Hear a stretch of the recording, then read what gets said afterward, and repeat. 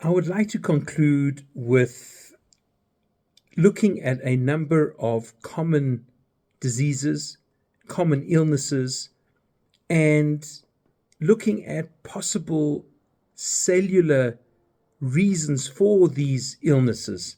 What's going on in the cell that's creating these illnesses? And then we can think about what possible natural medications, natural means we have to cure them and to heal them. I'd like to start off with the two that I spend a lot of time treating. It's perhaps the majority of my practice. And they are very poorly understood conditions, although they're very common. And they are ADHD and autism, also called ASD, which stands for autistic spectrum disorder. What do you think lies at the root, at the core of ADHD and autism? So what's amazing is the discovery that doctors who deal with natural medications have made. The symptoms of autism are really symptoms of toxicity. Not being able to speak, not being able to engage socially, and not being able to control behaviors are all signs of toxicity.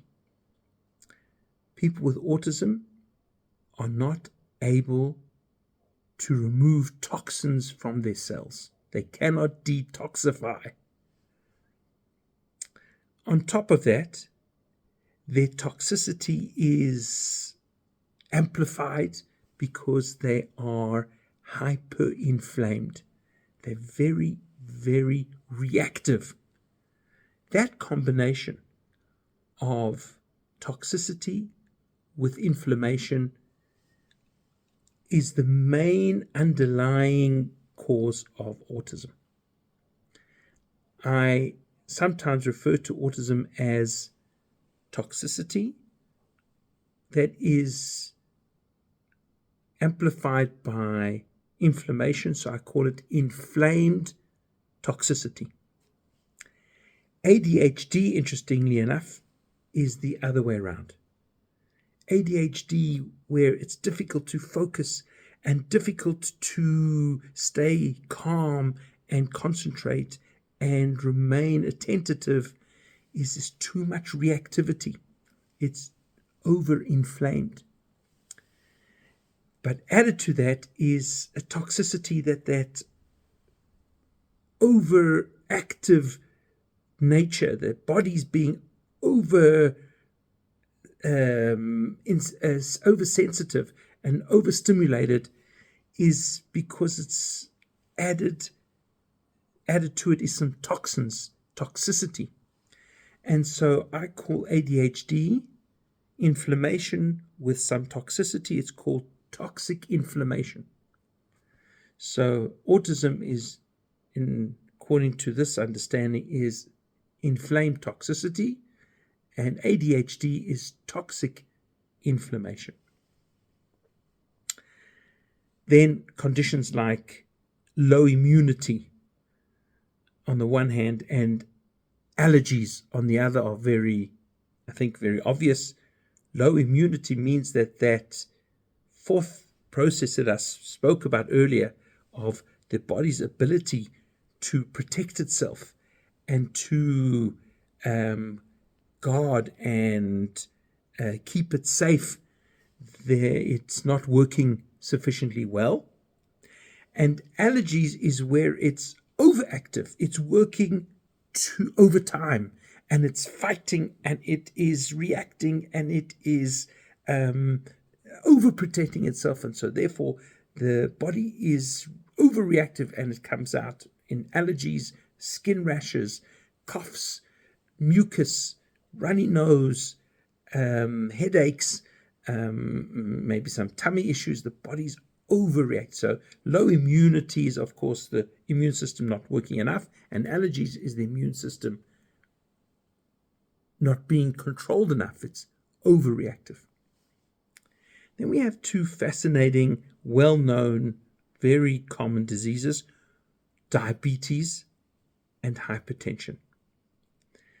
And here's something very fascinating, that at the heart of these conditions is also those two processes that we spoke about with ADHD and autism, not affecting the brain, but now, in the case of diabetes, affecting the pancreas and the liver, and in the case of hypertension, affecting the heart and the blood vessels. And what are those two processes?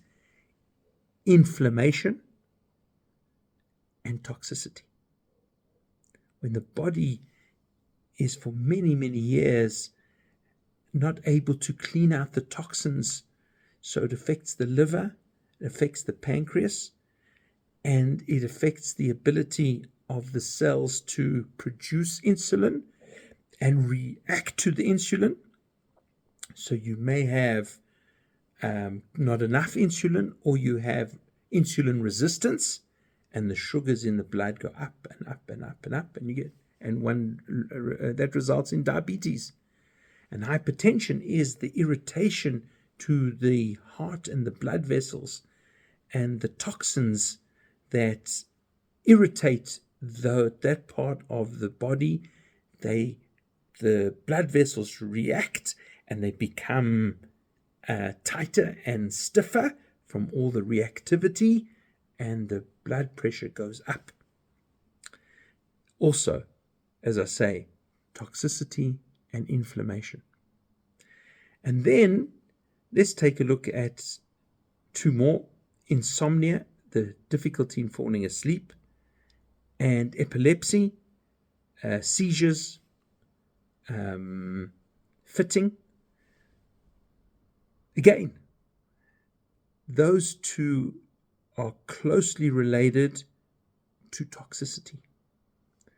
That the body is not able to clean the body itself out well enough. The cells cannot clean themselves out well enough.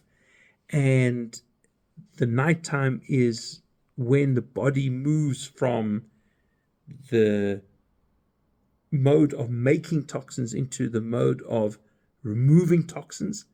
And if it cannot remove toxins efficiently, the toxins are coming out ready to be removed, but the body doesn't remove them. So nighttime, the toxins are more, so to speak, available and disturb the sleep more. And seizures is the brain is now too poisoned, and it reacts to the poison and the inflammation, similar to ADHD, similar to autism. In fact, it's not uncommon in autism to find that there is seizures as well, but it's the same underlying cellular problems of not getting rid of the toxins and the inflammation that follows because of the toxins and the body's being overinflamed, not keeping inflammation under control. And one more, which is something that happens very frequently, only in women. That's because it's menopause. And what's the underlying cause of menopause? Well, that's something I haven't really spoken about. It's not so much those four areas that I have discussed. It's more hormonal. But I added in just to let you know that there's lots and lots that we still can speak about, and still lots to share. and we'll leave that for perhaps another time.